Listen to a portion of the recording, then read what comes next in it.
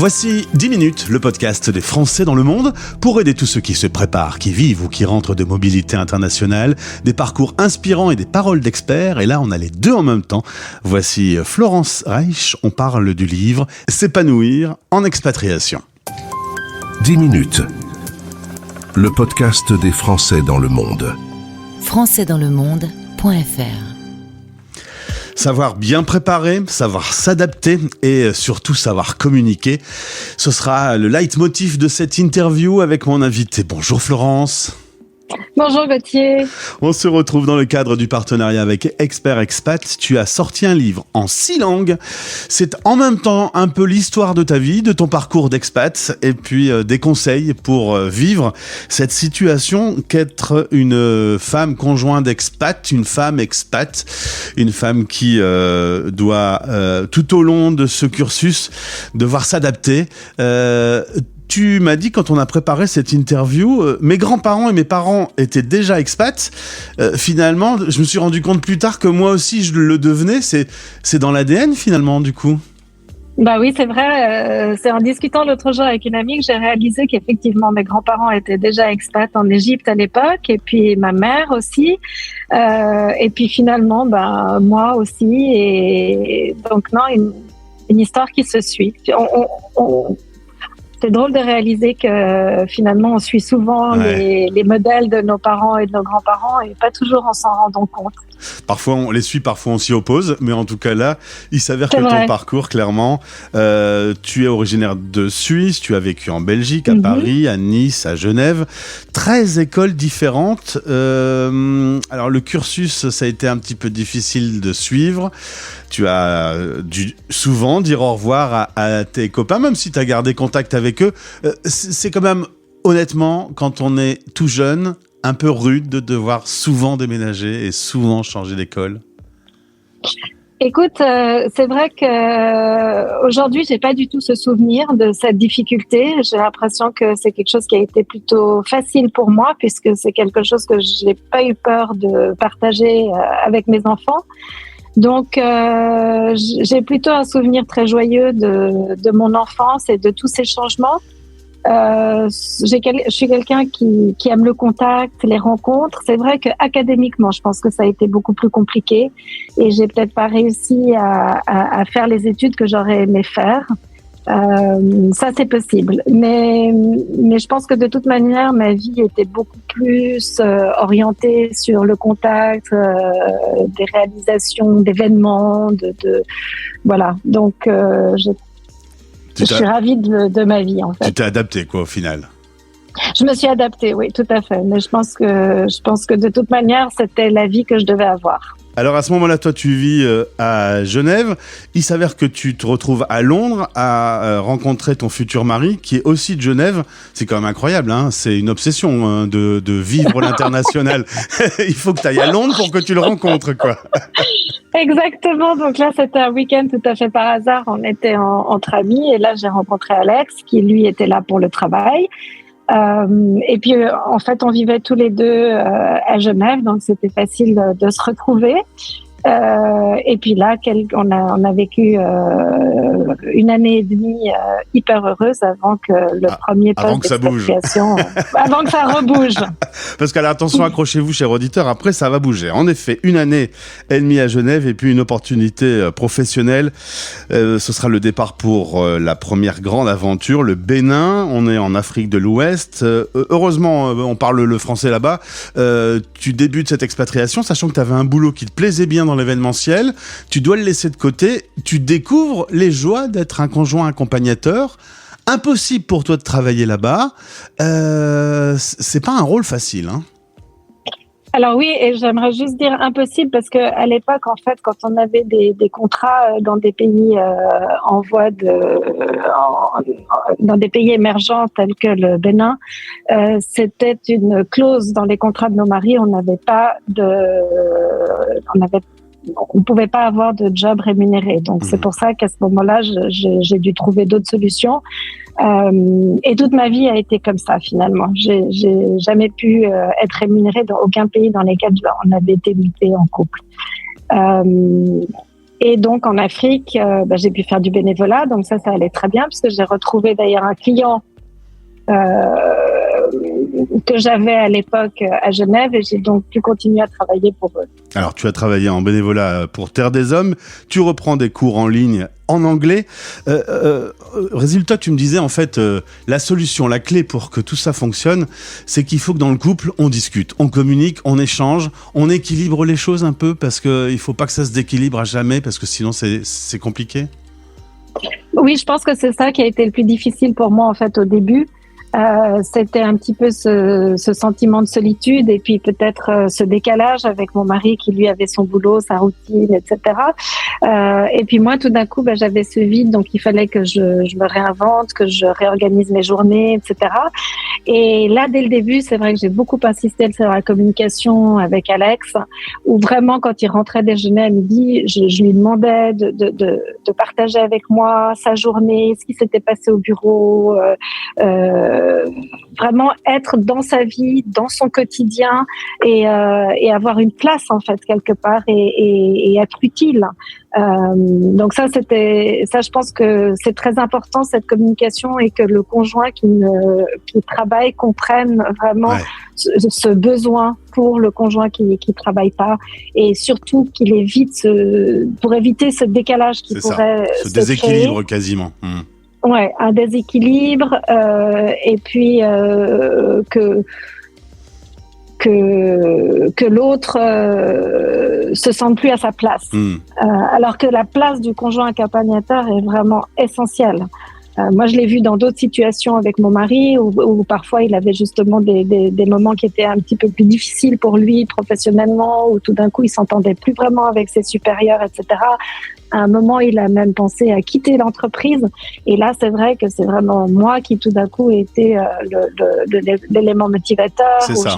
J'ai dit, non, mais vraiment, réalise, on a une vie fantastique, donc il faut vraiment rattraper la chose, etc. Donc, cette communication, elle est très, très, très importante parce que les deux conjoints ont des rôles qui sont extrêmement importants.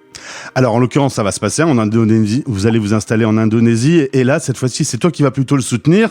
En plus, période pas facile, c'est l'arrivée du premier enfant. Tu as des souvenirs un petit peu difficiles de cette période? Alors, j'ai des souvenirs difficiles parce que le début a été compliqué. Déjà, moi, j'avais de la peine à avoir des enfants et en Afrique, en fait, j'ai dû vraiment passer par beaucoup de soins médicaux, etc. Puis j'ai jamais réussi à tomber enceinte. Et puis quand on est arrivé en Indonésie, donc c'est là que mon mari a commencé à avoir quelques soucis professionnels.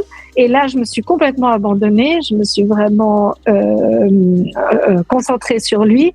Et là, on dit toujours que quand on n'y pense plus, ça arrive. Bah oui, moi, c'est arrivé. J'ai eu mon premier enfant. Et non, à partir de là, c'était que du bonheur. Hein. Non, là, j'ai vraiment, ça n'a jamais été de soucis. Moi, j'ai eu une grossesse fantastique, un accouchement merveilleux à Singapour. Tout était très, très bien organisé en Indonésie. J'avais toute l'aide. Non, j'ai une vie merveilleuse. Alors attention, c'est parti pour un changement de continent. Vous allez vous retrouver ensuite au Brésil avec l'arrivée d'un deuxième enfant, avec l'apprentissage du portugais.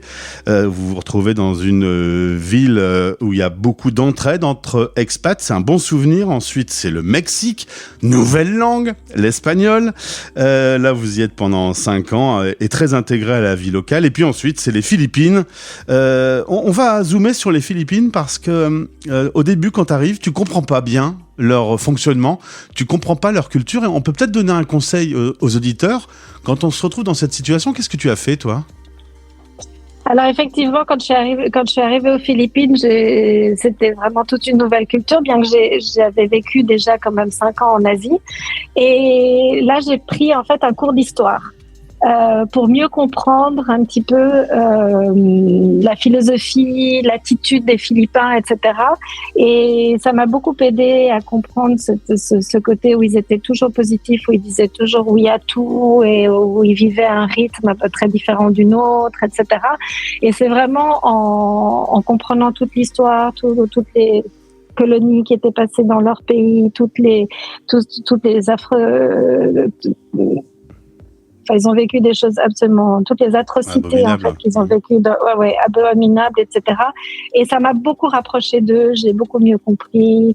Et c'est comme ça que j'ai vraiment aimé ce pays. Et j'ai aimé mon expatriation. Ensuite, ce sera Dubaï avec une situation un peu plus compliquée. Ton mari bouge beaucoup pour le travail. Les enfants grandissent, il faut les mettre à l'école. Et pour un peu de stabilité, toi, tu es établi à Dubaï et lui se promène entre le Pakistan et l'Inde. Là, c'est relation à distance, pas simple non plus pour le couple. Alors là, c'est très différent, effectivement. Bon, les enfants sont déjà bien à l'école quand même. Et à ce moment-là, c'est une séparation géographique qui nous est proposée. Donc par choix, parce que c'était une très belle promotion pour mon mari et qu'il avait vraiment envie de le faire. On a décidé de prendre ce risque, entre guillemets, puisque moi, dans ma vie d'expatriée, j'ai jamais pensé qu'on serait géographiquement séparés. Et là, vraiment, je prépare ce changement pendant quelques mois où je fais du coaching pour être moi-même prête à pouvoir assumer seule mes 2 enfants à Dubaï, être vraiment la maman présente, à l'écoute et avoir réglé tous mes problèmes en amont que j'aurais pu avoir sur ce changement qui n'était pas du tout celui que j'imaginais avoir dans ma vie d'expatriée. Et puis là, finalement, ça devient aussi assez difficile pour mon mari, parce que c'est lui qui est beaucoup plus seul que nous. Donc, on essaye de trouver des solutions pour qu'il fasse toujours partie de notre quotidien. Donc, par exemple, au moment du dîner, on met le iPad sur la table et puis il dîne avec nous. Donc, il sait un petit peu tout ce qui s'est passé dans la journée, etc. C'est vrai que les week-ends, il revenait, il était très présent.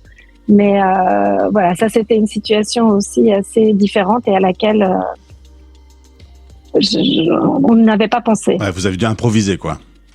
Oui, là, on a dû improviser, mais surtout, plutôt qu'improviser, on s'est surtout préparé en amont. Moi, je dois dire que ces 6 mois de coaching ont changé ma vie. J'aurais jamais vécu cette expatriation aussi bien si j'avais pas fait ça. Alors justement, ce coaching, cette passion que tu as pour le coaching, pour l'accompagnement des femmes expats, à force d'en faire, à force de voir des situations, d'en avoir connu toi-même, tu te retrouves pendant la pandémie avec un projet d'écrire un livre.